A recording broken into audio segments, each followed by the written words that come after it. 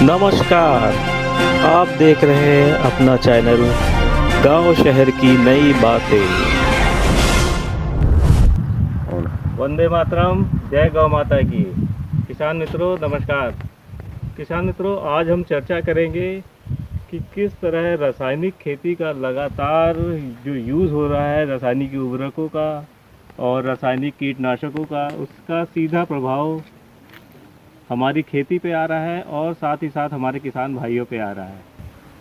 तो आज हम इस बात पे चर्चा कर रहे हैं कि इसका विकल्प क्या हो सकता है रासायनिक खादों का और रासायनिक कीटनाशकों को प्रयोगों का। इसका एक सीधा सा सरल है जैविक खेती, जैविक उर्वरकों का उपयोग करना।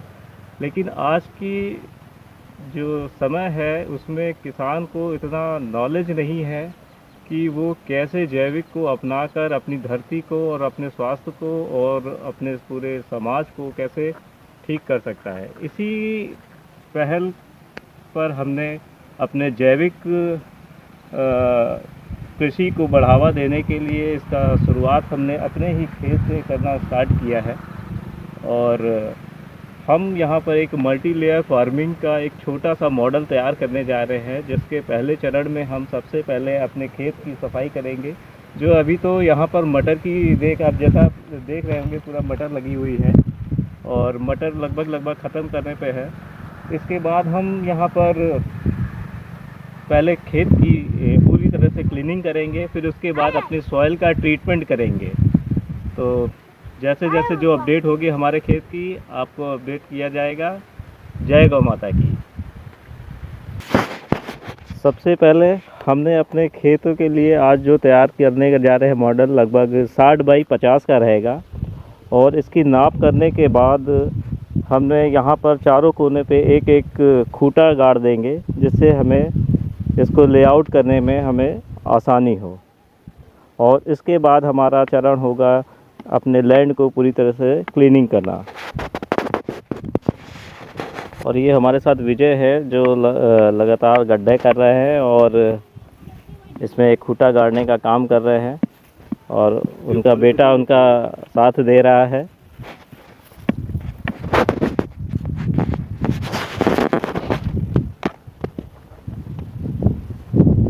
और ये मेड़ से हमने लगभग 5 फीट की जगह छोड़ दी है कि जब मल्टी लेयर फार्मिंग में जब स्ट्रक्चर बनेगा तो उस स्ट्रक्चर को रोकने के लिए जो तार लगेगा खूंटे में, उसके लिए जगह वो काम में आएगी। और बची हुई जगह पे हम कुछ अपने चीज़ें को, फसलों को भी बो सकते हैं। अब ये गड्ढा हमारे मेड़ से कॉर्नर पे है बिल्कुल, और यहीं से पूरा आप देखेंगे दूर तक यहाँ से 5 फीट की जगह छोड़ी जाएगी स्ट्रक्चर से, जिनको हम बाद में अपनी फसलों में यूज़ कर सकते हैं।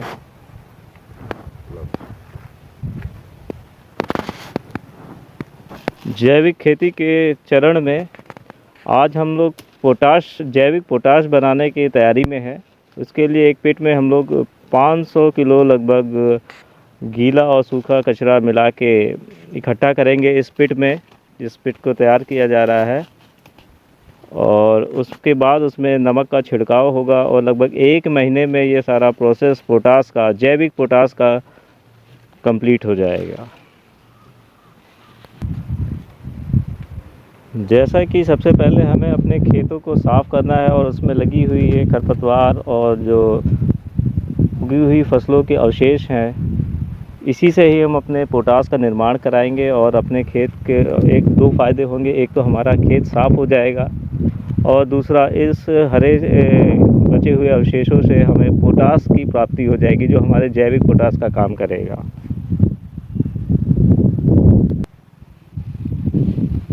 ये हरे अवशेषों को, जो फसलों के अवशेष हैं, अभी तक यहाँ पर मटर लगी हुई थी, और इस मटर के सारे बचे हुए पार्ट्स को इकट्ठा किया जा रहा है, जो हमारे यूरिया और पोटाश दोनों को ही बनाने के काम में आएगा।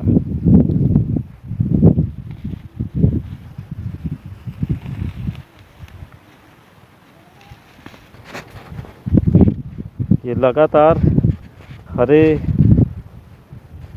कचरे को इकट्ठा करने की तैयारी चल रही है हमारी।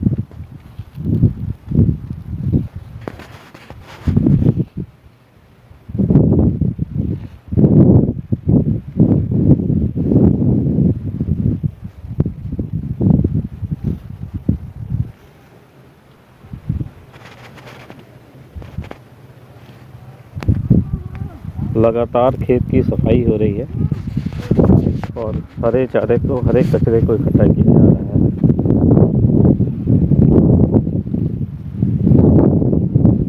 पूरी तरीके से खेत को सफाई करने की तैयारी चल रही है, जहाँ पर अपना ये मल्टी लेयर फार्मिंग का मॉडल तैयार हो रहा है।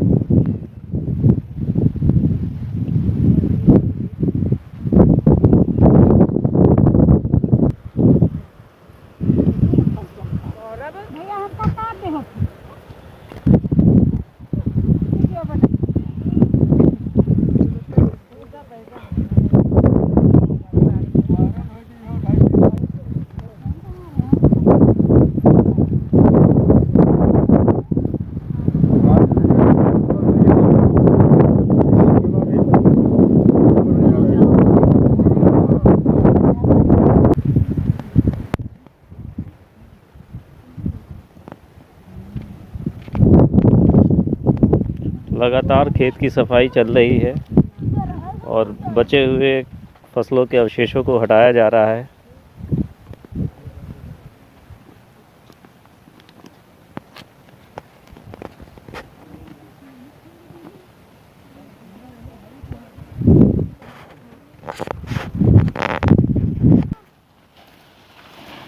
जैविक पोटाश बनाने के लिए हरा कचरा और सूखा कचरा इस पिट में इकट्ठा किया जा रहा है।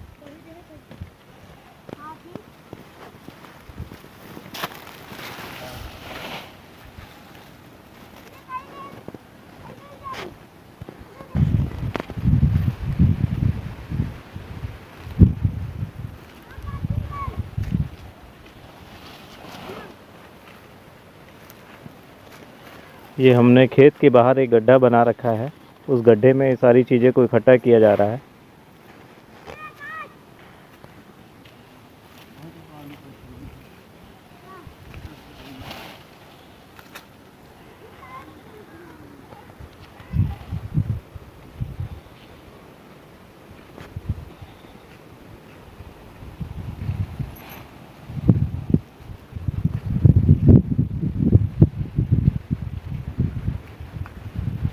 इस जैविक खेती को अपना के कहीं ना कहीं हम अपने धरती को और मनुष्य जीवन को सुधारने की एक प्रयास है,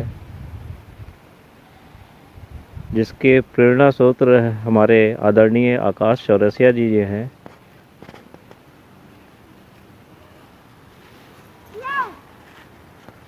और देखिए छोटे छोटे बच्चे भी अपना योगदान दे रहे हैं जैविक खेती में, जैविक खाद को बनाने में।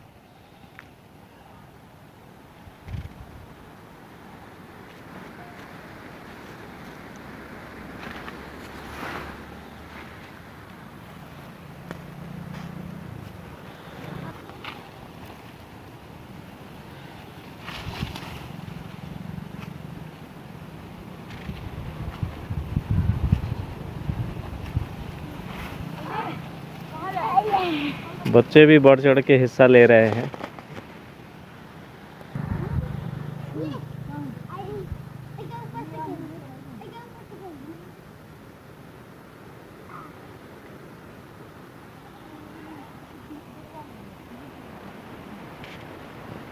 बच्चे भी बहुत खुशी खुशी काम कर रहे हैं।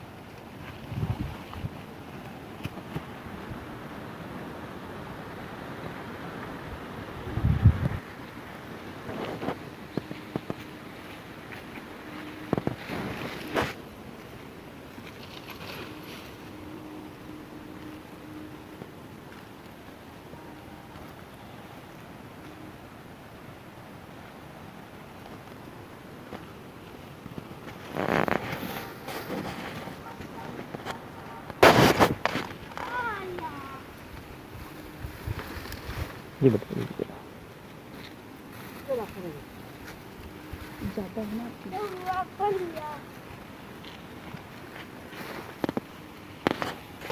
डाल दे।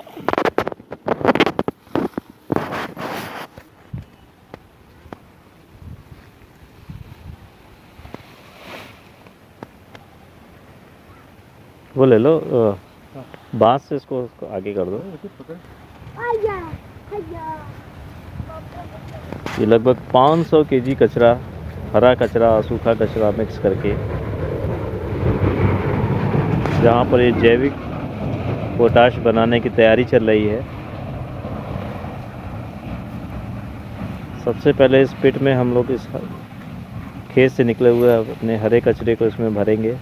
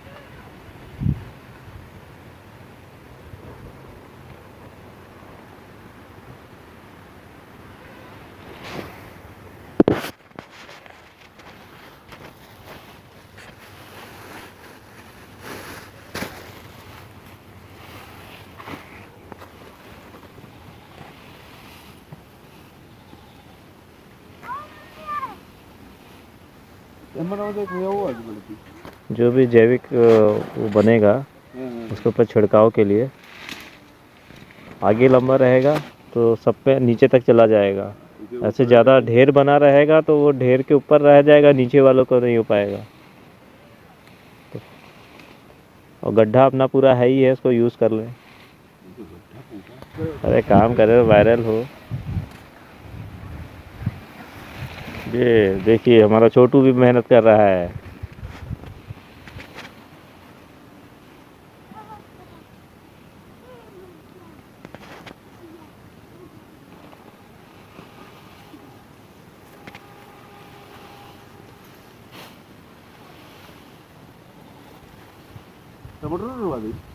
सब सब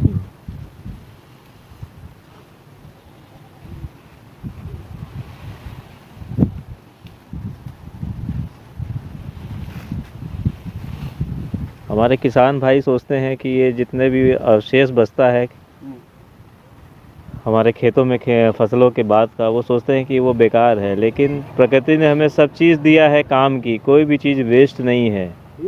हमारे पूर्वज इन्हीं वेस्ट को यूज़ करके ही अपनी खेती को इतना अच्छा कर रहे थे।